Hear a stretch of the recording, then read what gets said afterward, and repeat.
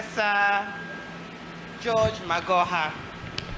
First, let me convey to Dr. Barbara Magoha, her wonderful son Michael, and all the Magoha family, our deepest condolences on the passing of Professor Magoha.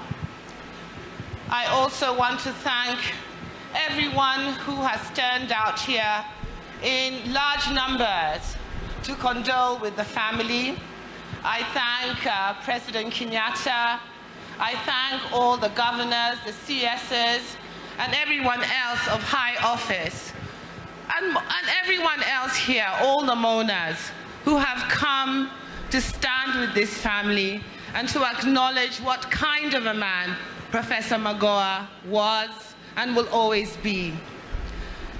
We served with Professor Magoha in cabinet, and he taught us many things. One thing Professor Magoha was, he was obedient, he was diligent, he was hardworking, and mostly he was not afraid. There was nothing, no task that you gave Professor Magoha that he did not feel he could do, that he did not feel that he could surmount. He wasn't a person who was frivolous. Professor Magoha would never engage in idle talk. He would never gossip. He would never waste time.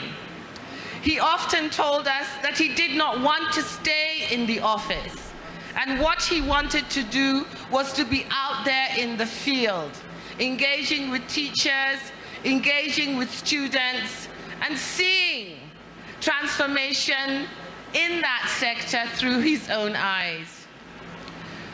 We received news of the loss of Professor Magoha with great sadness, with great shock, because he seemed so strong, so forceful, so convicted. It is important that when a man of this stature, a man who holds such deep values, that we who remain behind emulate him and learn from his efforts, learn from his work.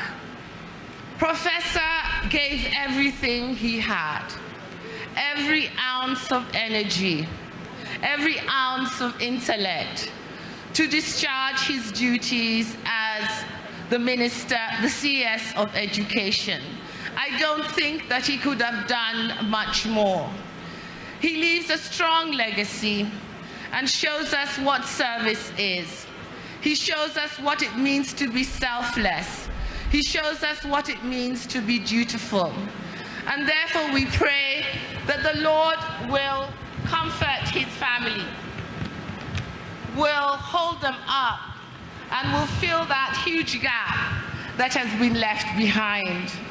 And as a cabinet, we pray in the words of the old Irish benediction, and pray that as Professor begins his journey to paradise, that the road will rise up to meet him, and that the wind will always be at his back, and that the sun will shine warmly upon his face, and that the rain will fall softly upon his field, and that until we meet again, that the Lord will hold him in the palm of his hand. Rest in peace, Professor. We are proud of you, and we are so honored to have known you. Thank you.